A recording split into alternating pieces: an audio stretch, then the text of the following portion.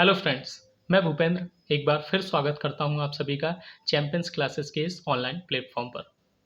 Friends, video lecture के series में हम क्लास 8th के मैथ को कवर कर रहे हैं फ्रेंड्स। इस क्रम में हमने चैप्टर 9 मेंसुरेशन के अंतर्गत हमने ट्रेपेजियम का एरिया ऑफ ट्रेपेजियम को फाइंड करना सीखा था पिछली क्लास में फ्रेंड्स। अब हम कोशिश करेंगे कि 9.1 को बड़े ही आसानी तरीके से हम उसको सॉल्व करें।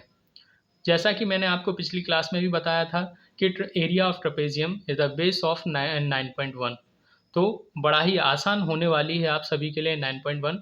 आशा है कि कुछ बच्चों ने जो कि मुझसे पढ़े हुए हैं या पढ़ रहे हैं मुझसे, उन्होंने पहले ही इसके कुछ क्वेश्चंस को सॉल्व कर लिया होगा। तो जिन्होंने नहीं किया है कोई बात नहीं, घबराने की कोई बात नहीं है, आगे हम करना शुरू करते हैं। सो फ्रेंड्स, आप अगर ध्यान दें स्क्रीन पर तो 9.1 यहाँ पर लिखी हुई है फ्रेंड्स। अच्छा, एक बार और मैं आपको बोलूँगा फ्रेंड्स, यदि आपको वीडियो लेक्चर पसंद आ रहा है तो प्लीज़ फ्रेंड्स इसको सब्सक्राइब कीजिए, ताकि आपको जब भी मैं वीडियो अपलोड करूँ तो सबसे पहले आपको इसका नोटिफिकेशन मिल जाए। और जब भी आपको पहला ही नोटिफिकेशन मिलेगा तो आप बाकी बच्चों से आगे तो रहेंगे ही रहेंगे कि नहीं, है ना फ्रेंड्स। तो ध्यान रखिएगा इस बात का कि वीडियो को सब्सक्राइब कीजिए और साथ ही साथ चैनल को भी जो ज़्यादा से ज़्यादा लोगों में शेयर कीजिए फ्रेंड्स, ठीक है। सो फ्रेंड्स, टाइम वेस्ट ना करते हुए हम आगे बढ़ते हैं। 9.1 का पहला प्रॉब्लम अगर हम देखें, वर्ड प्रॉब्लम, तो क्या बोलती है friends, the shape of the top surface of a table is a trapezium. आपको एक डायग्राम बगल में ही दिख रहा है, जिसमें आपको एक टेबल दिखाई हो, जिसका टेबल टॉप किस शेप में है फ्रेंड्स, एक ट्रेपेजियम के शेप में है। तो आपने क्या बोल रहा है, फाइंड इट्स एरिया। आपने क्या करना है, इस जो टेबल टॉप है जो कि ट्रेपेजियम शेप में है, उसका एरिया फाइंड करना है। If its parallel sides are 1 metre and 1.2 metre, जिसकी पैरेलल साइड्स आपको दी हुई हैं। ध्यान कीजिए फ्रेंड्स, जब हमने इसका डेरिवेशन, इसका जो फॉर्मूले को डेराइव किया था फ्रेंड्स, तब हमने वहाँ पर जो ए और बी देखे थे ना फ्रेंड्स, ए और बी वैल्यूज़ जो देखी थी, याद कीजिए वही हैं क्या, पैरेलल साइड्स थी वो। एंड पैरेलल डिस्टेंस आगे क्या बोलता है, and parallel distance between them is 0.8 metre. Parallel distance बोले तो वही ऑल्टीट्यूड जो हमने ड्रॉ किया था। तो आपको ये सब कुछ दिया हुआ है और आपको बेहतर तरीके से ये दिख रहा है। अगर नहीं दिख रहा है तो एक बार फिर से मैं क्या कर रहा हूँ फ्रेंड्स, ये जो डायग्राम को है यहाँ पर रफली बनाकर बता रहा हूँ कि कुछ इस तरह से आपको डायग्राम है। देखिए फ्रेंड्स, इस तरीके से आपका एक ट्रेपेजियम है, जिसमें 1 मीटर ऊपर आपकी क्या है, एक पैरेलल साइड, दूसरा 1.2 मीटर पैरेलल साइड है, और ये जो हाइट दी हुई है ये 0.8 मीटर है। बस ये सब कुछ है। आपने फॉर्मूले को पुट करना है और फॉर्मूले में वैल्यूज़ को पुट करके आंसर फाइंड कर लेना है फ्रेंड्स। देखिए कैसे इसको सॉल्व करेंगे और किस तरह से हमको बेहतर मार्क्स मिलेंगे, ये बहुत ज़रूरी है फ्रेंड्स, क्योंकि बोर्ड एग्ज़ाम्स है। मध्य प्रदेश जैसे स्टेट में क्लास 8th एक बोर्ड एग्ज़ाम कंडक्ट होता है 8th क्लास के लिए। हो सकता है अदर स्टेट्स में भी क्लास 8th बोर्ड एग्ज़ाम हो। तो दोनों ही दोनों ही रूपों में अगर हम देखें तो आप लोगों ने फ़ायदा मिलने वाला है फ्रेंड्स, है ना। भले चाहे बोर्ड हो अथवा ना हो, आपके नंबर नंबर अच्छे ही आएंगे फ्रेंड्स, ठीक है। तो देखिए ज़रा ध्यान से कि हमने इसको सॉल्व कैसे करना है। तो फ्रेंड्स, सबसे पहले हमने सॉल्व लिखना है। स्क्रीन पर देखते जाइएगा आप सभी, सॉल्व लिखना है, ठीक है फ्रेंड्स। सॉल्व लिखने के बाद आपने सबसे पहले लिखना है गिवन। क्या लिखेंगे फ्रेंड्स, गिवन। अब गिवन क्या किया हुआ है, तो आपने ये जो डायग्राम बना हुआ है ना, वो डायग्राम रफ डायग्राम एक ऐसा बनाकर बता देना है, ठीक है फ्रेंड्स। और ये टेबल के ऐसा ऐसा है, कुछ भी ज़रूरी नहीं है कि आप टेबल बना के बताएं, क्योंकि हमको टॉप सरफेस, टेबल का जो सरफेस है, टेबल टॉप है, उसका फाइंड करना है ना, इसीलिए तो आप केवल क्या बना के बता दें फ्रेंड, जो हमको ज़रूरी है वही। और इनका क्या कर दें, इनको लेवल भी कर दें, 1 मीटर, 1.2 मीटर और ये 0.8, इस तरीके से, ठीक है फ्रेंड्स। इतना समझ में आया। अब आपने क्या करना है, गिवन करने के बाद ऐसा डायग्राम बगल में साइड में बनाना है और गिवन के नीचे से क्या लिखना स्टार्ट करना है, यहाँ पर आपने नाम भी दे देना है इसको, है ना, ए बी सी डी, और ये जो है यहाँ पर जो अल्टीट्यूड है उसको ई। अब आपने यहाँ पर वैल्यूज लिखनी है सबकी, गिवन के बाद आपको लिखना है क्या क्या, पैरेलल साइड्स क्या कौन कौन सी हैं। तो पैरेलल साइड्स में आप सबसे पहले लिखेंगे A D is equal to कितना दिया है 1 मीटर, ठीक है। ऐसे ही कॉमा लगा कर क्या लिखेंगे friends, B C is equal to दिया हुआ 1.2 मीटर, ठीक है फ्रेंड्स, इतना समझ में आया है। ऐसे ही फिर लिखेंगे ए ई जो कि आपको ऑल्टीट्यूड दिया है उसको कितना लिख के बता देंगे 0.8 मीटर जो कि आपको दिया हुआ है। इतना आपने करना है। जो बच्चा इतना लिखता है ना उसको अलग ही लेवल के नंबर मिलते हैं फ्रेंड्स, और जो बच्चा इतना नहीं कर रहा, डायरेक्ट फार्मूला पुट करके कर रहा है ना, उसको नंबर ठीक ठाक नहीं मिलेंगे। क्योंकि एक क्वेश्चन की डिमांड होती है कि आप उसको किस तरीके से सॉल्व कर रहे हैं, ठीक है फ्रेंड्स। तो ये बहुत ज़रूरी होता है कि आप इतना लिखें उसके बाद इसको सॉल्व करें। अब यहाँ पर लगाएंगे हम फॉर्मूला, क्या फ्रेंड्स, एरिया ऑफ ट्रपेजियम, क्या फ्रेंड्स, ट्रपेजियम। क्या लगाएंगे एरिया ऑफ ट्रपेजियम का फॉर्मूला फ्रेंड्स, वही जो हमने अब पिछली क्लास में इसको डिस्कस किया था, 1/2 h ब्रैकेट में a प्लस बी, ठीक है फ्रेंड्स। यहाँ a प्लस बी की वैल्यू आप सभी को दी हुई है। यहाँ पर a प्लस बी ना होकर क्या लिखेंगे फ्रेंड्स, यहाँ पर A D plus B C, क्या लिखेंगे friends, A D plus B C. यहाँ A D plus B C जो कि क्या है, पैरेलल साइड्स हैं। इतनी बात क्लियर सब। अब कुछ नहीं करना है फ्रेंड्स, इसमें आपने क्या कर देना है, इसी में आपने वैल्यूज को पुट कर देना है आंसर। वैल्यूज को पुट कैसे करेंगे फ्रेंड्स, देखिए एक बार फिर से, 1/2 एरिया था ना, H A D plus B C, इसमें आपने 1/2 लिखा फ्रेंड्स। एच की वैल्यू कितनी थी 0.8 मीटर, वैल्यू के साथ लिख दें कोई दिक्कत नहीं है ना, वैल्यू उसकी जो यूनिट है उसके साथ ही लिखें। इसके बाद ए डी की वैल्यू है 1 मीटर और बी सी की वैल्यू है 1.2 मीटर। फ्रेंड्स मैं आपको यूनिट के साथ लिखने के लिए इसलिए बोल रहा हूँ कि जब आप फाइनल आंसर लिखेंगे ना तो मैक्सिमम बच्चे गलती करते हैं। क्या गलती करते हैं वो अभी आपको बताऊंगा मैं, है ना। और आप अगर इस तरीके से लिखेंगे ना, आपसे तनिक भी गलती होने की संभावना नहीं होगी फ्रेंड्स, है ना, अगर आप क्या करेंगे यूनिट के साथ लिखेंगे। ध्यान दीजिएगा अब इधर 1/2 इंटू 0.8 मीटर ऐसा का ऐसा।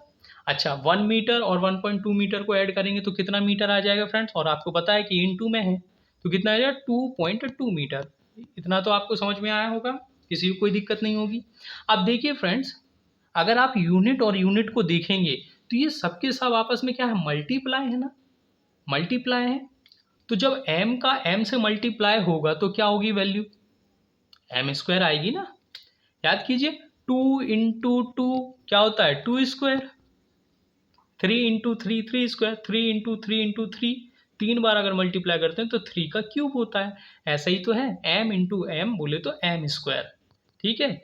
ये स्क्वायर क्या है क्या है फ्रेंड्स, ये एरिया की यूनिट है जो कि आपको पता होगी, बाकी बच्चा लोग नहीं लिखेंगे, डायरेक्ट एक कांस्टेंट वैल्यू लिख कर आ जाएंगे फ्रेंड्स, है ना। देखिए जरा, अब अगर अपन देखें इसका मल्टीप्लाई करें तो आप बड़ा आसान होगा कि आप क्या करें, 2 से इसको कैंसिल कर दें, पहले 2 1 जा 2, पॉइंट था तो पॉइंट लगा देंगे, 2 1 जा 2। अब इस 11 का 8 में मल्टीप्लाई कर दें तो कितना आएगा फ्रेंड्स, 88, 88 आएगा ना। अब ध्यान दीजिए, देखो कितना आसानी से अपन मल्टीप्लाई करें। अब आपने वो छोटी कक्षाओं की तरह साइड में लिख कर या फिर इस तरीके से मल्टीप्लाई नहीं करना है फ्रेंड्स, है ना, या करके नहीं बताना है आंसर कॉपी में, बोर्ड एग्जाम्स होने वाले हैं तो ऐसे नहीं करके बताना है। भले आप रफ में करके देख लें पर लेकिन मैं स्मार्ट तरीका बता रहा हूँ। आपने क्या करना है, देखो 11 का 8 से मल्टीप्लाई करना आसान है ना, कर दिया। इसको हमने क्या 1.1 ना मानकर क्या किया 11 माना और 8 से मल्टीप्लाई कर दिया, कितना हो गया 11 8 जा 88। अब ध्यान दीजिएगा डेसिमल कितने हैं तो देखें जरा फ्रेंड्स, डेसिमल के बाद यहाँ एक नंबर, यहाँ भी डेसिमल के बाद एक नंबर, तो कितने डेसिमल के बाद नंबर हो गए 2।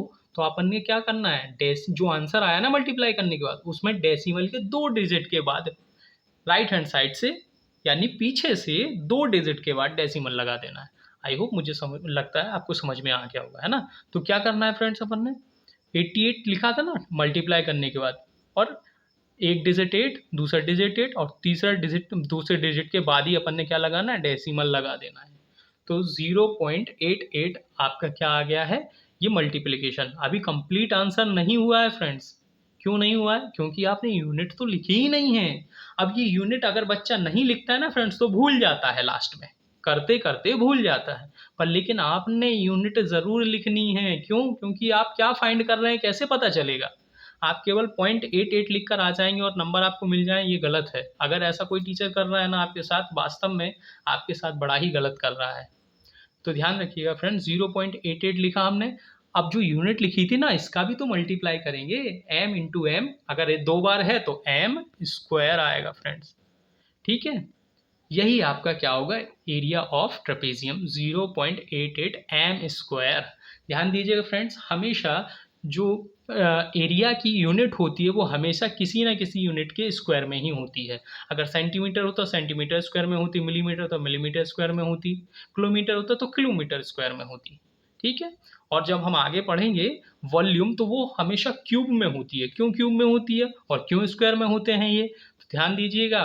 यहाँ पर एरिया में लेंथ इंटू ब्रेथ, यानी 2 यूनिट का मल्टीप्लिकेशन हो रहा है, लेंथ इंटू ब्रेथ, इसीलिए स्क्वायर में जाता है एरिया। और जो वॉल्यूम होता है फ्रेंड्स, वो हमेशा क्यूब में जाता है। क्यों? क्योंकि वहाँ पर लेंथ ब्रेथ के साथ साथ हाइट का भी मल्टीप्लिकेशन होता है, इसीलिए वॉल्यूम हमेशा क्यूब में जाता है। वॉल्यूम की जो यूनिट होगी वो हमेशा क्यूब में होगी, भले सेंटीमीटर क्यूब हो, मीटर क्यूब हो, किलोमीटर क्यूब, कुछ भी हो सकती है। आई होप, मुझे लगता है आपको ये वाला क्वेश्चन और इससे रिलेटेड जो भी कंसेप्ट हैं वो बेहतर तरीके से समझ में आ गए होंगे। फ्रेंड्स, देरी ना करते हुए हम नेक्स्ट क्वेश्चन की तरफ बढ़ते हैं।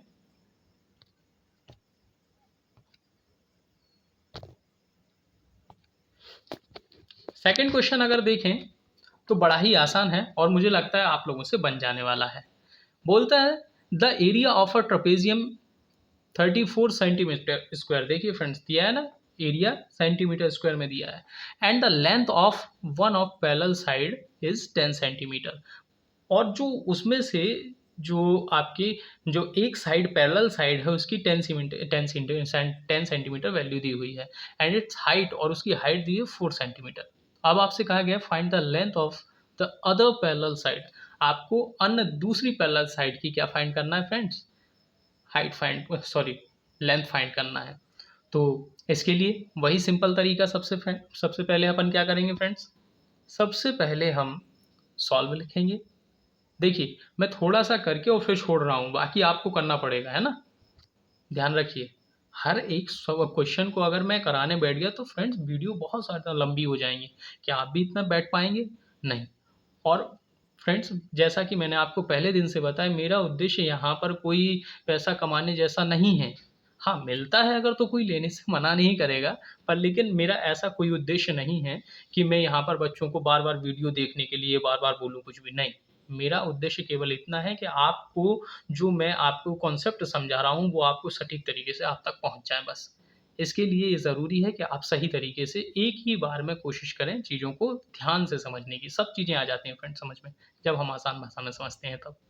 ठीक है, तो आपने क्या करना है फ्रेंड, सबसे पहले यहाँ पर सॉल्व लिखना है। ठीक है फ्रेंड, सॉल्व लिखा अपन ने। सॉल्व करने के बाद हमको यहाँ पर क्या करना है, अब देखिए यहाँ पर तो कुछ चीज़ अपन को डायग्राम वगैरह नहीं दिया, तो अपन क्या कर देंगे फ्रेंड्स, लेट करेंगे। क्या करेंगे, लेट डायग्राम। और डायग्राम बना दें यहाँ पर क्या, एक एक फिगर इस तरीके का बना दें। हालांकि मैं ऐसे अलग अलग जोड़ रहा हूँ तो ये ऐसा खुला खुला दिख रहा है, ओपन ओपन, पर लेकिन ये ओपन नहीं होगा, क्लोज्ड फिगर ये फ्रेंड्स, है ना। नहीं तो पता चले कि नहीं सर ने तो बनाया है कैसा, आप वैसा ही बना दो, ये बी सी एंड डी। इस तरीके से आप लोगों ने इसको लेवल कर देना है, और जैसा जैसा वो बोल रहा है वैसा कर देना है। हाइट कितनी बोल रहा है फ्रेंड्स, हाइट बोल रहा है वो कितनी, 4 सेंटीमीटर, तो लो भैया अपन ने 4 सेंटीमीटर ऐसा लिख दिया। और इसकी एक पैरेलल साइड, अब कोई सी भी मान लो आप, क्या फ़र्क पड़ता है, अपन एडी मान लेते हैं, कितनी दी हुई है, 10 सेंटीमीटर। ठीक है फ्रेंड, ये मैंने लिख दिया है। अब यहाँ से आपने क्या करना है, गिवन, कि अब आपको दिया क्या क्या है, तो क्या क्या दिया है, देखो फ्रेंड्स, आपको एडी की वैल्यू दी हुई है 10 सेंटीमीटर।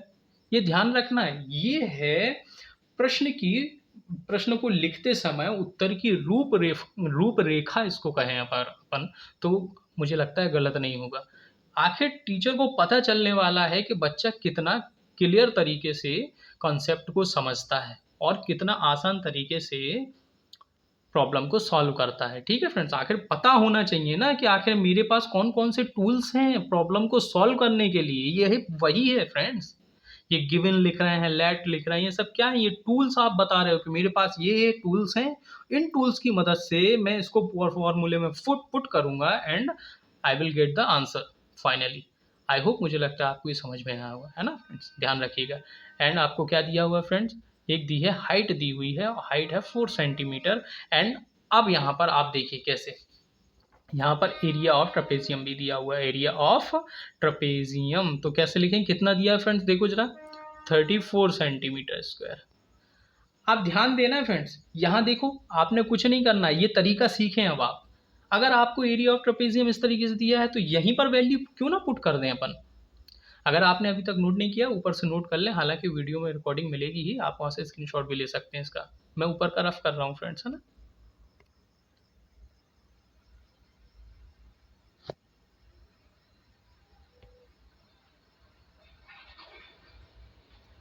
तो देखिए, एरिया ऑफ ट्रपेजियम दिया हुआ है ना, अब अपन क्या कर रहे हैं, इस एरिया ऑफ ट्रपेजियम की जगह आप क्यों ना अपन फॉर्मूला ही पुट कर दें, 1/2 एच इंटू ए प्लस बी। और ये प्लस बी क्या है आपको पता ही है, ए डी जो कि अपन ने माना था, और बी सी, ये दोनों की वैल्यू है। ठीक है फ्रेंड्स, तो आप यहाँ पर क्या लिख कर बता देंगे बढ़िया अच्छे से, A D plus B C. अब देखिए मैंने ये कहाँ लिखा है, मैंने इसकी जगह पर यहाँ पर लिखा है एरिया ऑफ, ये इसकी जगह पर फ्रेंड्स, है ना, एरिया ऑफ ट्रपेजियम था ना, इसकी जगह तो मैंने लिख दिया इसका फॉर्मूला, पर इसके इक्वल में भी तो कुछ था ना, तो लो भैया मैंने इसके इक्वल में ये भी लिख दिया, 34 सेंटीमीटर स्क्वायर। आई होप, मुझे लगता है आपको इतनी बात समझ में आ गई होगी।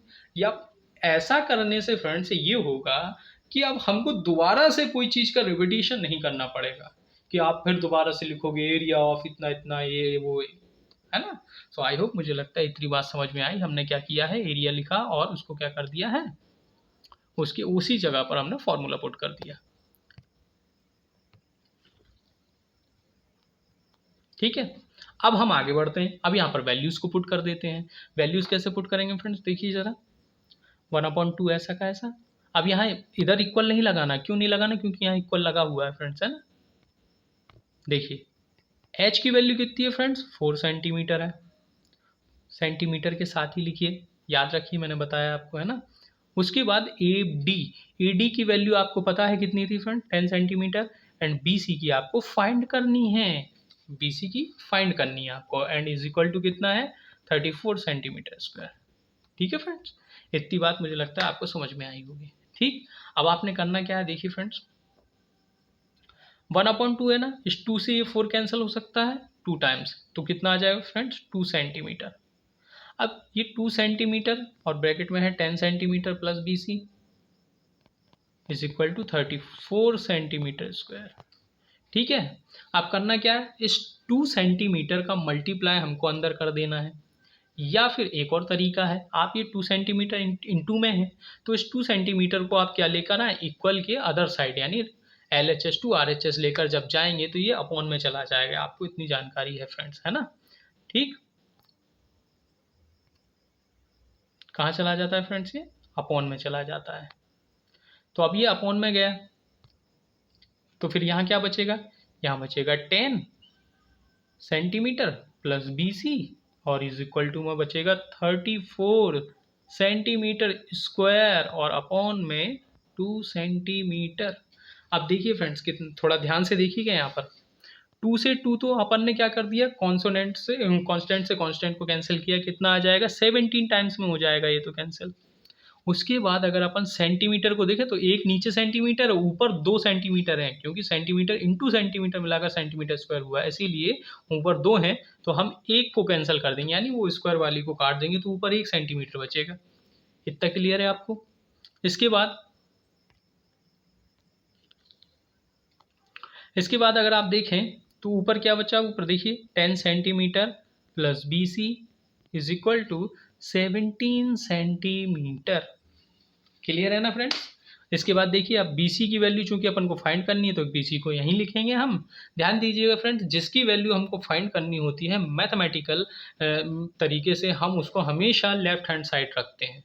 ठीक है, और ये 17 सेंटीमीटर, अब ये जो प्लस का 10 सेंटीमीटर था इज इक्वल टू, किस तरफ आकर माइनस का 10 सेंटीमीटर हो जाएगा, और BC की वैल्यू कितनी आ जाएगी फ्रेंड्स, 7 सेंटीमीटर, जो कि हमको फाइंड करना थी। आई होप, मुझे लगता है आपको इतनी जो हमने अभी तक के पढ़ा हुआ है इतना, वो समझ में आ गया होगा। तो इस तरीके से हम अभी तक के 2 क्वेश्चंस को सॉल्व कर चुके हैं। तीसरा क्वेश्चन आपको फ्रेंड्स होमवर्क में दिया जा रहा है, समझा मैं दे रहा हूँ कि किस तरीके से उसको टैकल करना है। ठीक है फ्रेंड्स, देखिए ज़रा किस तरीके से टैकल करना है। ज़रा बोल रहा है लेंथ ऑफ द फेंस। अब ये लेंथ बोल रहा है फ्रेंड्स, एरिया मीरिया कुछ नहीं बोल रहा है यहाँ पर। लेंथ बोले तो, और फेंस की लेंथ बोल रहा है ऑफ अ ट्रेपेजियम, मतलब एक ट्रेपेजियम की जो फेंस है उसकी लंबाई। फेंस मतलब समझते हो फ्रेंड्स, फेंस मतलब होता है पूरी बाड़ की लंबाई। बाड़ होती है ना, अगर आप आसान भाषा में अगर समझते हो, बाड़ जिसको फेंस कहते हैं, है ना, घर के चारों तरफ हम बांध देते हैं ताकि मवेशी वगैरह ना घुस पाए कोई, है ना। तो ध्यान दीजिएगा फ्रेंड्स कि लेंथ ऑफ द फेंस, अब ये लेंथ बोल रहा है, इसका मतलब ना एरिया नहीं है, ये पैरामीटर की बात कर रहा है फ्रेंड्स, है ना। तो ट्रेपेजियम शेप्ड एक फील्ड है, खेत है ABCD, जो कि आपको बगल में डायग्राम में दिया हुआ है। इसकी टोटल लेंथ कितनी है, 120 मीटर है। इफ BC की वैल्यू आपको देखो फ्रेंड्स, BC की वैल्यू कितनी दी हुई है, 48 सेंटीमीटर दी हुई है, और CD की वैल्यू आपको 17 सेंटीमीटर दी हुई है। कितनी दी है फ्रेंड्स, 17 सेंटीमीटर दी हुई है। और AD की वैल्यू दी है 40, कितनी दी है फ्रेंड, 40 दी हुई है। Find the area of the field, तो अपन को किसकी, AB की वैल्यू अपन पता नहीं कर सकते हैं फ्रेंड्स। ध्यान करो ना, टोटल लेंथ कितनी है, 120 मीटर, और इसमें से माइनस कितनी करनी है, 48 प्लस 17 प्लस 40, इन सबको ऐड करके माइनस कर दोगे तो कौन सी बचेगी, अपन को AB बच जाएगी। कितनी बचेगी फ्रेंड्स, 15 सेंटीमीटर। कितनी, 15 सेंटीमीटर AB आ जाएगी, जो कि ध्यान से अगर आप देखेंगे तो ये क्या है, एक हाइट है फ्रेंड्स। क्या है, हाइट है AB, देखो परपेंडिकुलर है ना, इसीलिए हाइट हो गई फ्रेंड्स, है ना। ठीक है, तो find the area of the field. अब आप एरिया फाइंड कर पाएंगे। पैरेलल साइड कौन सी हो जाएंगी, 40 एंड 48 पैरेलल साइड हो जाएंगी। हाइट आपकी 15 सेंटीमीटर हो जाएगी। अब बचा ही क्या है, वैल्यूज में पुट करना, वैल्यूज को ये फॉर्मूले में पुट करना है, आंसर फाइंड करना है। कितना आसान हो गया फ्रेंड्स, है ना। तो करके देखिएगा एक बार इसको, और फिर अगर नहीं बनता है तो प्लीज़ कमेंट सेक्शन में मुझे ज़रूर बताइएगा फ्रेंड्स, है ना। आगे बढ़ते हैं हम।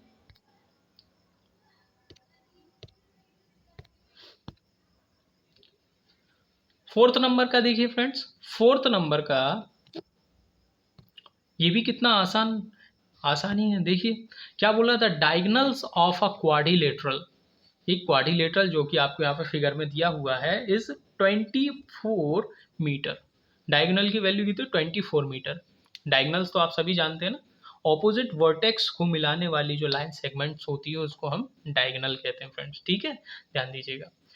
सो द परपेंडिकुलर ड्रॉप्ड, इस पर क्या किया जाता है, perpendicular dropped on it from the remaining opposite vertex. जो रिमेनिंग ऑपोजिट वर्टेक्स बचे हैं उनसे वर्टेक्स से क्या किया जाता है, परपेंडिकुलर इनके ऊपर गिराया जाता है। कितना, देखें तो एक होता है 8 मीटर एंड दूसरा होता है 13 metre. Find the area of the field, कितना आसान है। अगर आप बच्चे अगर ध्यान से देख रहे होंगे तो यहाँ पर आपको 2 ट्राइंगल दिख रहे हैं। एक ऊपर वाला ट्राइंगल जिसे आप देखो, मैं इसको यहाँ पर ड्रॉ करके बताता हूँ। एक ये वाला ट्राइंगल दिख रहा है जिसमें 13, ये 13 मीटर है और ये 24 मीटर इसका बेस है। तो देखो हाइट इंटू बेस, यहाँ से एक वैल्यू फाइंड कर पाओगे आप, यानी एरिया की, एरिया ऑफ ट्राइंगल। दूसरा नीचे ही आपको यहाँ पर एक ट्राइंगल दिख रहा है, देखो अगर ध्यान से, तो दोनों का बेस सेम है फ्रेंड्स, दोनों का बेस सेम है, 24 दोनों का बेस सेम है, बस हाइट अलग अलग है। तो आपने करना क्या है, कुछ नहीं करना है फ्रेंड्स, दोनों के क्या करना है, एरियाज को ऐड कर देना है। एरिया ऑफ, इनको नाम जरूर दीजिएगा, है ना, ABCD कुछ भी दे दीजिए, ABC एंड D। तो आपने करना क्या है फ्रेंड्स, ABD एक ट्राइंगल हो जाएगा और दूसरा BCD, दोनों ट्राइंगल में आपने क्या करना है, एरिया ऑफ ट्राइंगल फॉर्मूला लगाकर दोनों को ऐड कर देना है, आंसर आ जाएगा। ठीक है फ्रेंड्स, आशा है आप लोगों को इतना बेहतर तरीके से समझ में आया होगा। इसके बाद हम देखते हैं फिफ्थ नंबर का question, the diagonals of a rhombus 7.5 centimetre and the 12 centimetre of its area. तो आपने फाइंड क्या करना है, एरिया फाइंड करना है फ्रेंड्स इसमें। तो यहाँ पर क्विकली जल्दी से मैं आपको समझा देता हूँ फ्रेंड्स कि जो आपका रोम्बस होता है ना फ्रेंड्स, रोम्बस अगर आपने देखा हो, काजू कतली सभी ने खाई होगी। मुझे लगता है शायद ही कोई ऐसा हो कि जिसने काजू कतली ना खाई हो। अगर नहीं भी खाई है तो सामान्य बर्फी अगर जिस किसी ने भी खाई हो, तो जो बर्फी का शेप होता है ना फ्रेंड्स, बर्फी का ऐसा होता है ना, ये शेप होता है ना, सेम यही ऐसा ही होता है क्या, रोम्बस होता है। इसकी प्रॉपर्टीज़ क्या होती है फ्रेंड्स, इसकी प्रॉपर्टीज़ ये होती हैं कि इसके जो चारों साइड्स होती हैं वो इक्वल होती हैं। इनके डायगोनल्स जो होते हैं ना फ्रेंड्स, डायगोनल्स जो होते हैं वो इक्वल नहीं होते, बस डायगोनल्स इक्वल नहीं होते हैं। ठीक है। हाँ, ये बात ज़रूर है कि दोनों ही डायगोनल्स क्या करते हैं, एक दूसरे को बाइसेक्ट करते हैं। बाइसेक्ट का मतलब होता है दो बराबर भागों में बांट देते हैं। ठीक है, और कैसे बांटते हैं, परपेंडिकुलर काटते हैं फ्रेंड्स। ठीक है, दोनों ही एक दूसरे को परपेंडिकुलर काटते हैं। ठीक, और क्या प्रॉपर्टीज़ है, इनके ऑपोजिट एंगल्स इक्वल होते हैं। ठीक है फ्रेंड्स, और इनके एंगल्स जो होते हैं ना 90 डिग्री नहीं होते हैं, जैसे स्क्वायर और एरिया में हो, स्क्वायर और रेक्टेंगल में होते हैं। तो मुझे लगता है आपको ये रोम्बस की एक ओवरव्यू समझ में आया है। ठीक है फ्रेंड्स। अब